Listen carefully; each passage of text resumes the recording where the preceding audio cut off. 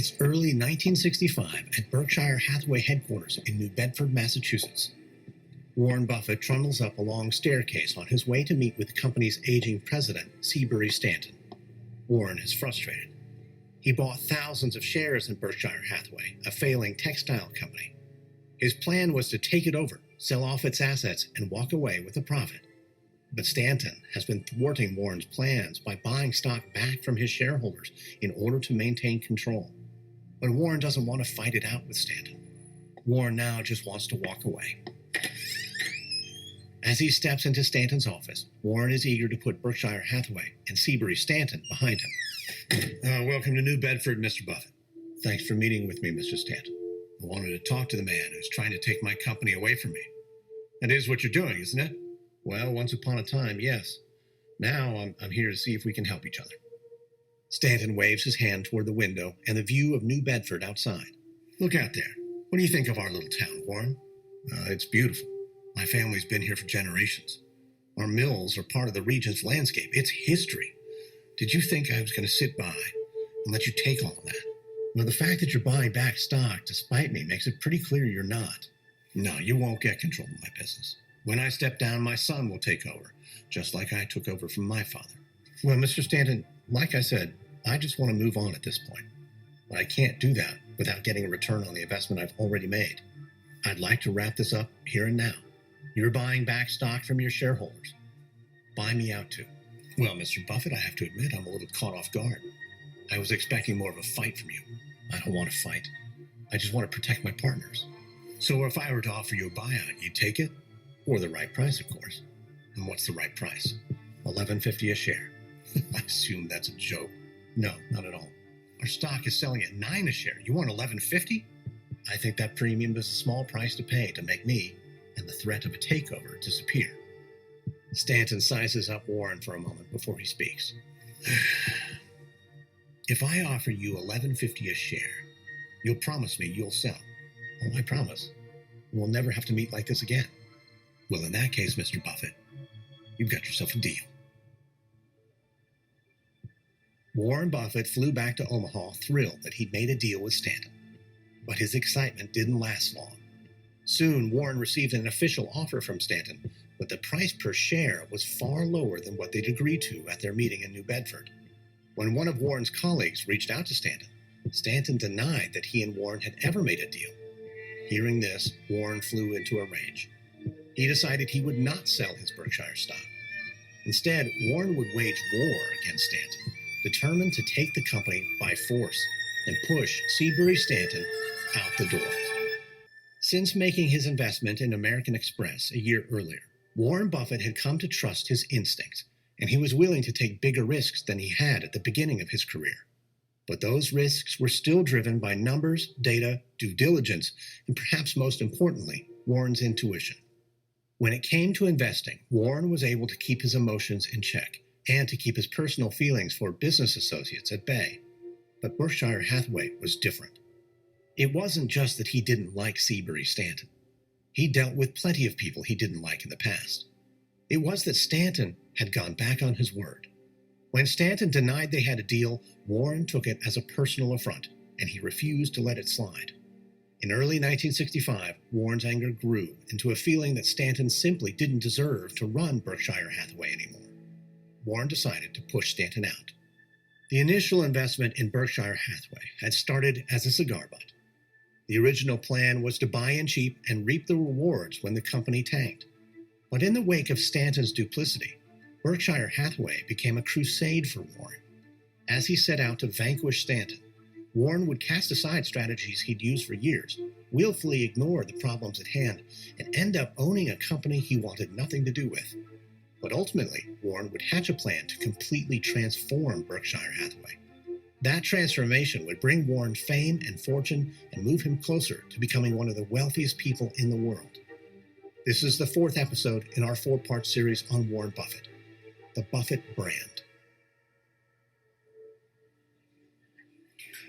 It's spring of 1965 at a restaurant in New Bedford, Massachusetts. Warren Buffett sits across the table from Otis Stanton, Seabury Stanton's brother. Warren is laser-focused, but he tries to act casual. Warren needs Otis to betray his own brother in order for Warren to gain control of Berkshire Hathaway.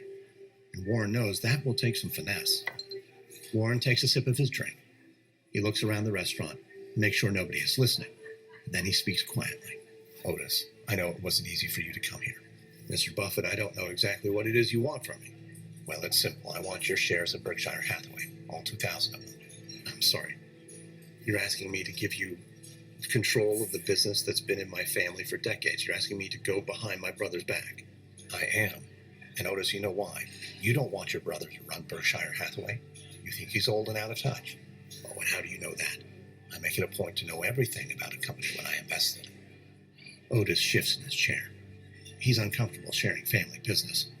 But today he's willing to talk to Warren because he believes he and Warren share a similar goal when it comes to Seabury Stanton. My brother has locked himself in his glass office. He's like a king who refuses to see that he's failing his kingdom. I do wish Seabury would just step down and retire. Yeah, but even if he does retire, you know he'll hand the company to his son. And you don't want that either. No. My nephew has no business running anything. Warren nods in agreement, then goes in for the kill. Otis, your family built something special in this town. I mean, I can see that. Everyone can see that. But you know as well as I do, Berkshire Hathaway is falling apart. Your brother can't fix it. And you also know him stepping down would be the best thing for the company and for him personally. He's in his 70s. He doesn't need this kind of stress anymore. So it seems like the only logical move is to sell your shares. Let me take on the burden of the company and let your brother enjoy his retirement.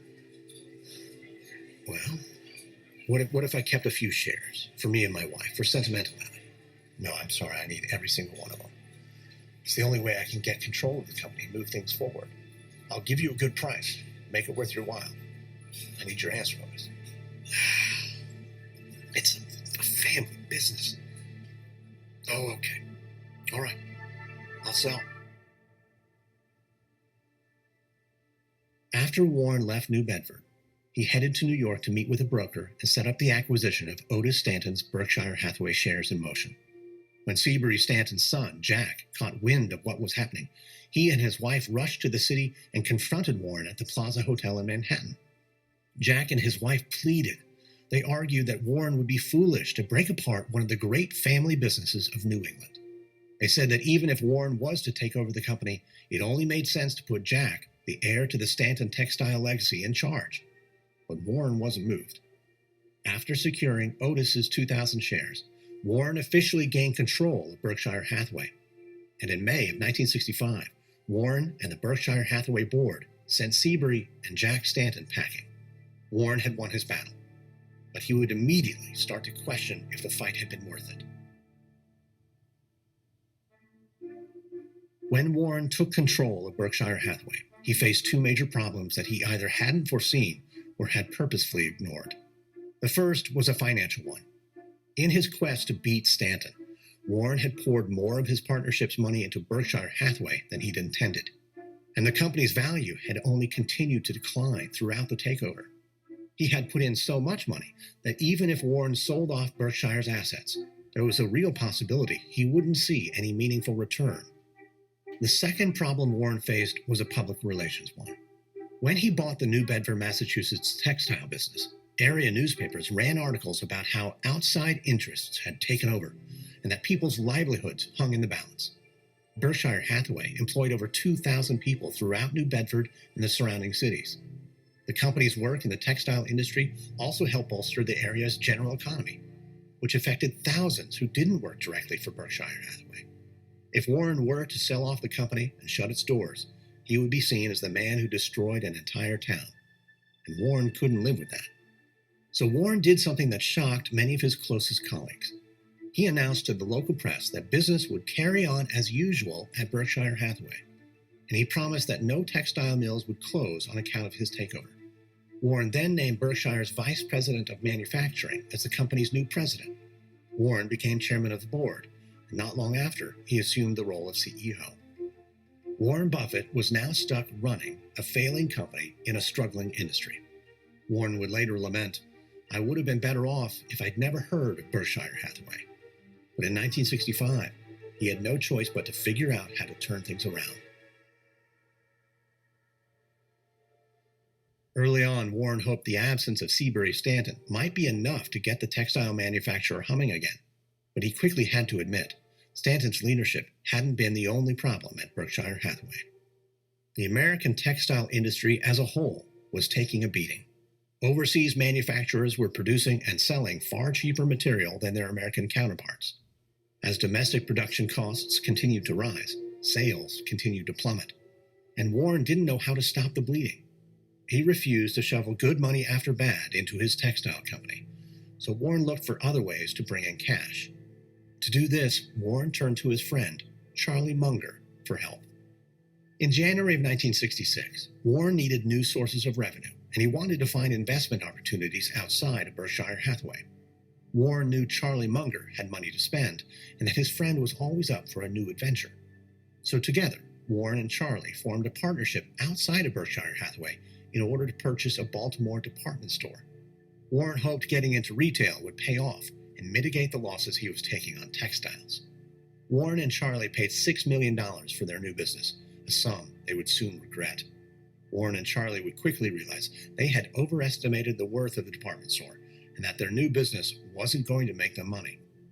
So now Warren was dealing with something he had never really faced before: failure. 2 investments in a row were heading in the wrong direction, and many around him were openly starting to wonder if the Oracle of Omaha had lost his touch. Warren was wondering the same thing too. The department store investment was clearly a misstep, but Berkshire Hathaway was an albatross about his neck. Soon Warren found himself defending his decisions to investment partners. He argued that he bought Berkshire Hathaway at a fair price, and there was a chance that things would turn around. But deep down, Warren had his doubts. He knew Berkshire Hathaway was on life support, and many of Warren's investment partners knew it too. Things came to a head in late 1966, when world events compounded Warren's problems. As the Vietnam War escalated, and as fears that the conflict might never end intensified, the stock market began to plummet. For the first time in his career, investors weren't begging Warren to take their money. Instead, some of Warren's longtime partners were cashing out. But Warren wasn't ready to throw in the towel just yet. The next year, in 1967, he came up with an idea that he hoped would change his fortunes. Warren figured if he couldn't fix his dying textile company, he could at least expand it beyond the textile business. In order to test his new strategy, Warren would turn his attention to one of the first industries he'd ever invested in: insurance. One of Warren's early successes had come in business school when he'd invested in a relatively new insurance company called Geico. That early investment resulted in a 50% return for Warren within a year, netting him thousands of dollars by the time he was only 21. As a result, Warren had kept his eye on the insurance industry over the years. Warren understood that people always needed insurance, and he believed that over time, people grew loyal to the insurance companies they used. The concept of customer loyalty had often played a significant role in Warren's investment strategies. Customer loyalty had been a large driver in his decision to invest heavily in American Express, and now Warren would again put his trust in customer loyalty. In 1967, Warren had his eye on an insurance company called National Indemnity. Over the years, National Indemnity had enjoyed steady growth and had a solid track record of customer retention. This appealed to Warren, but there was an added bonus. National Indemnity was headquartered in his hometown of Omaha, Nebraska. Then in March of 1967, the stars aligned for Warren. He got a call from a friend who told him the owner of National Indemnity was looking to sell. Warren jumped at the opportunity. He met with the company's owner, who laid out 2 simple conditions for the sale. 1, the company had to stay in Omaha. And 2, no employees were to be fired as a result of the sale. Warren said he was happy to keep the company in Omaha, and he told the man that he had no intention of firing anybody. Warren also agreed to the asking price of $50 a share. By the end of March 1967, Warren officially closed the deal, and Berkshire Hathaway bought National Indemnity. Throughout the remainder of 1967, the textile side of Berkshire Hathaway continued to flounder, but the newly acquired insurance arm thrived. Soon an idea started to form in Warren's mind. His decision to diversify Berkshire Hathaway by purchasing National Indemnity had made up for lagging returns on the company's textile business. Warren began to wonder if he could apply the same principle on a much larger scale. Before Warren bought into American Express, he'd felt like he was on the brink of something monumental. Now he was getting that same feeling again. In 1968, Warren's thoughts would crystallize. He would lead Berkshire Hathaway down a new path and transform the struggling million-dollar textile business into a thriving billion-dollar empire. It's early 1968 in Warren's office in Omaha, Nebraska. Warren sits at his desk, waiting for his next meeting. He tries his best to distract himself with a daily ritual, reading the financial pages of several newspapers.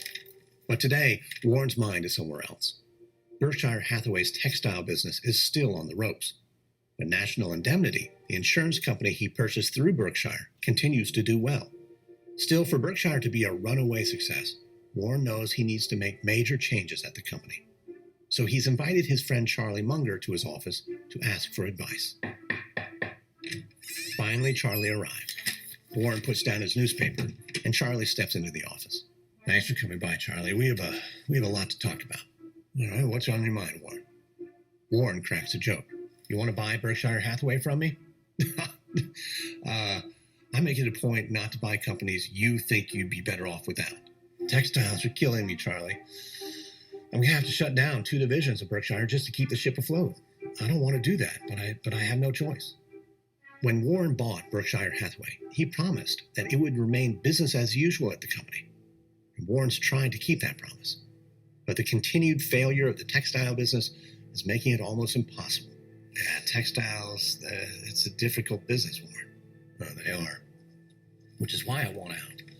You know anyone who might be interested? I don't think anyone will buy the company from you at a price that would make it worth your while. Well, I'm not talking about selling. I'm talking about changing the entire business. How's that? Well, using Berkshire to buy other companies.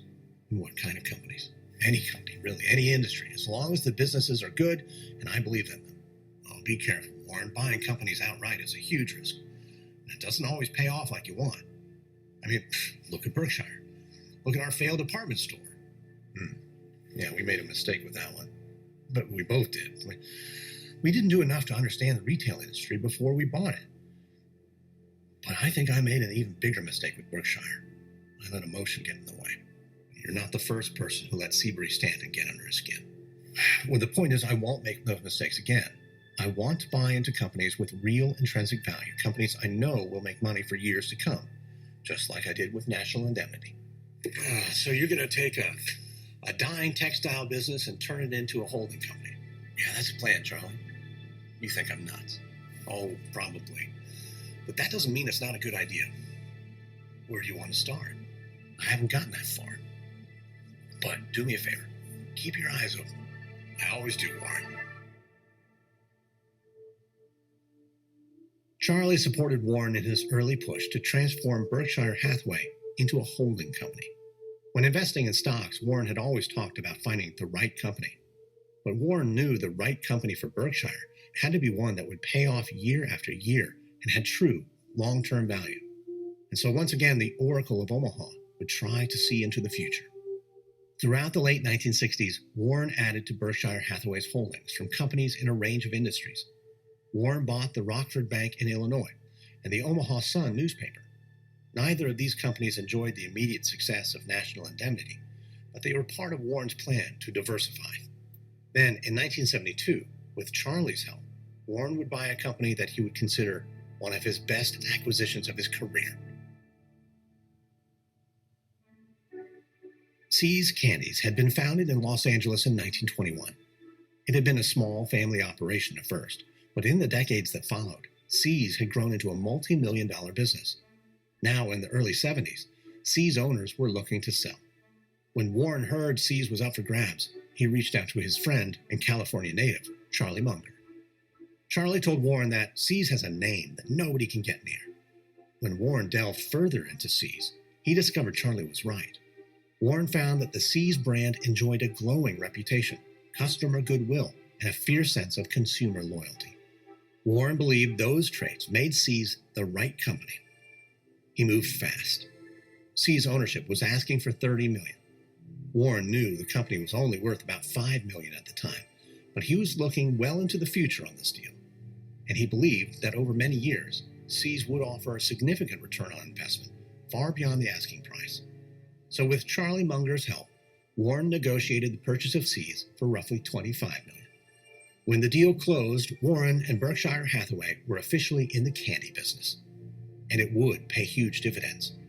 In over 40 years, Warren's $25 million purchase of See's would make Berkshire Hathaway close to $2 billion in pre-tax income, a return of about 8,000%. And already in 1972, See's was on its way to strengthening Berkshire's holdings and making Warren serious money. But the candy company provided something else for Warren that he hadn't seen coming: good publicity. While Warren was well known in the business and investment world, he wasn't yet a celebrity on any sort of scale. But See's helped push the image of Warren Buffett into the mainstream. See's was a beloved company, and pictures of Warren gleefully standing amidst boxes of candy played well in the media. And soon, Warren would discover that the media could play a key role in his new business strategy. As an investor, Warren had always maintained the highest level of secrecy. He had gone so far as to keep his own investment partners in the dark when it came to the stocks he was buying. But buying businesses outright, 100% ownership, was different. The more people knew about Warren, the more people reached out to him when companies were looking for buyers. And as Warren's fame grew, businesses sought him out specifically when they wanted to sell. Warren soon realized that he could use his growing fame to help him make Berkshire Hathaway even more successful than it was already becoming. And to increase his fame, Warren turned to the first product he'd ever sold successfully: newspapers. Warren's dreams of becoming a millionaire had started when he first made money on his paper route as a child. Now, Warren saw that newspapers could help him become a billionaire. Warren believed getting into publishing would garner him a new level of public attention. He thought if he was seen as a big-time publisher and media mogul, his celebrity would grow, and his ability to do business would grow right alongside it. In the mid-1970s, Berkshire Hathaway already owned the Omaha Sun, but Warren knew he'd have to go bigger than that to achieve his goals. He had his sights set on the Washington Post. In 1974, Warren set up a meeting with Katharine Graham, publisher and CEO of the Washington Post Company.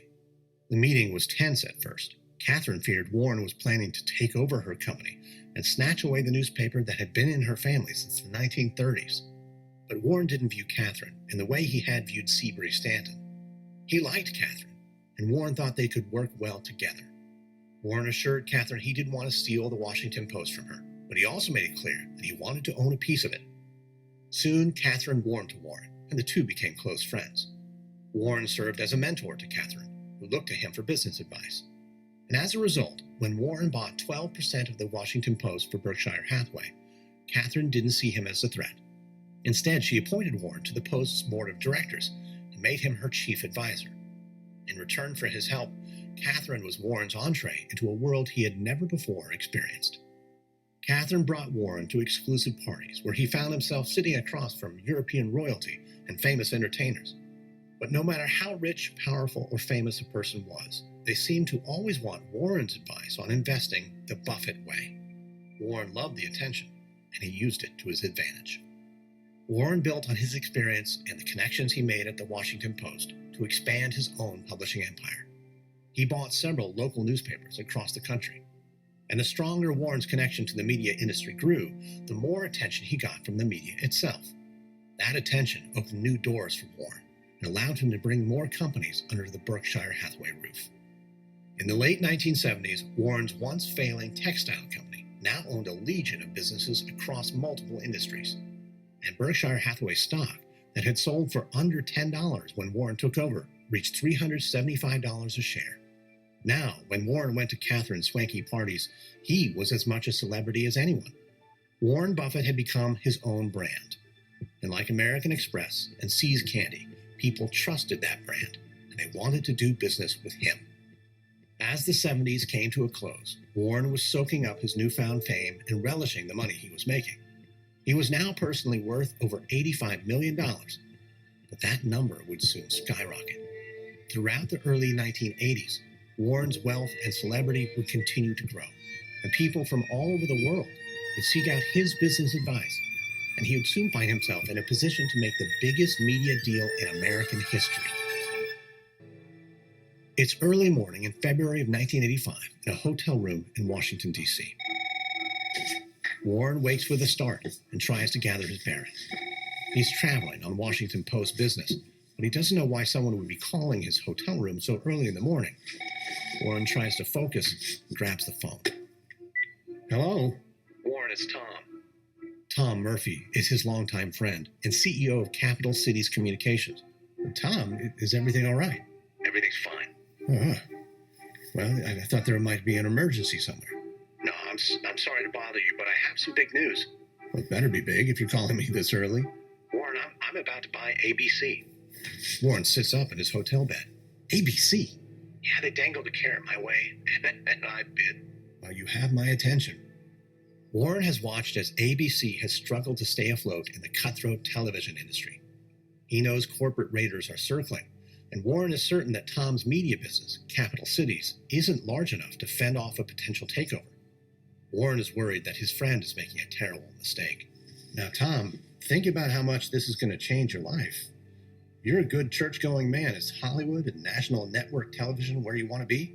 You're 60. Shouldn't you be retiring?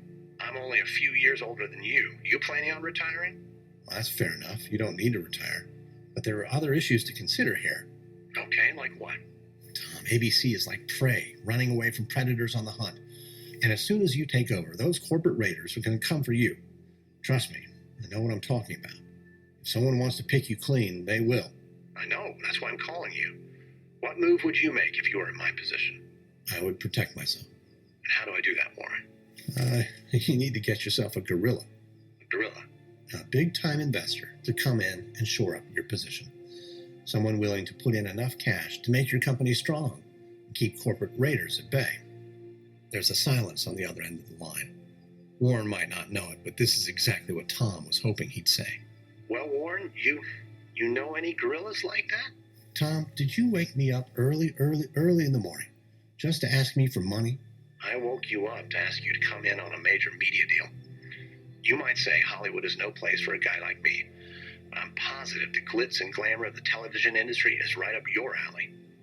Warren leans back on the hotel bed. He knows how much he's enjoyed his years of success, and he's certain getting involved with ABC will lead to even more opportunities than his connection to the Washington Post.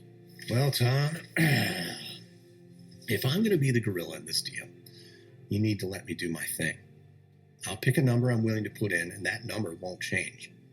No arguing about it. Got a deal? We've got a deal. Welcome to Hollywood, Warren. Warren agreed to spend $517 million of Berkshire Hathaway's money to obtain 15% of Capital Cities. But before the deal could go through, the Federal Communications Commission said that if Warren wanted a piece of ABC, he would have to resign from the board of the Washington Post to comply with federal media regulations. Warren didn't hesitate. He immediately stepped down from the board of the newspaper giant and moved into television. Warren's investment and his newly purchased stake in Capital Cities helped finalize the company's purchase of ABC. That purchase made Warren part of a $3.5 billion media deal, the biggest of its kind at the time.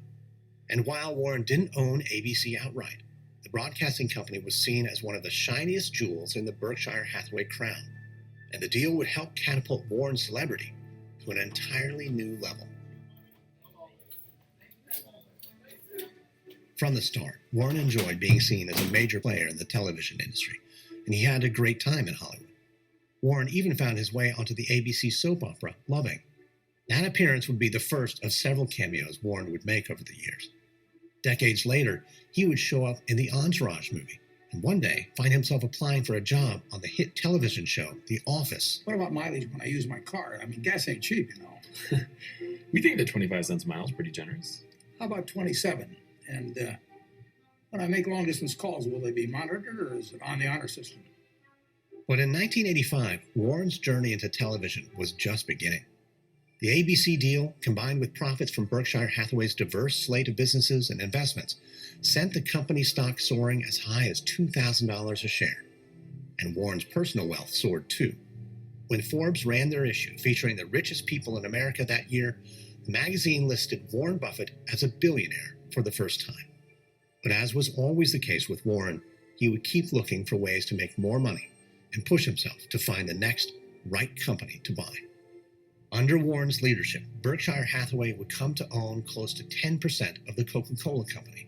It would be the largest shareholder in Gillette, and it would continue to diversify its holdings across a myriad of industries. Warren would even turn back to Geico, the company that set him on his investment path in business school. In 1996, Geico would become a wholly owned subsidiary of Berkshire Hathaway. And with each of Warren's successes, the Buffett brand would grow. For some, Warren would become more than just a businessman or a celebrity. To them, the Oracle of Omaha would achieve near mythical status. When Buffett acolytes and hopeful investors ask about his keys to success, there's one piece of advice Warren keeps coming back to. He speaks to the trust he has always put in numbers, data, and in himself. It's the reason Warren has invested time and time again in companies that others have avoided. It never bothered me if people disagreed with what I thought, as long as I felt I knew the facts. I mean, there's a whole bunch of things I don't know a thing about. I just stay away from those. I just don't have a problem if somebody says, you're wrong on something. I go back and look at the facts. Warren's refusal to be influenced by others' opinions and his belief in the facts allowed him to achieve new heights in business. In January of 2022, Forbes valued Berkshire Hathaway at over $700 billion. Warren was said to be personally worth roughly $114 billion. But the Oracle of Omaha is not done yet. Even at the age of 91, he continues to look toward the future in search of the next right company.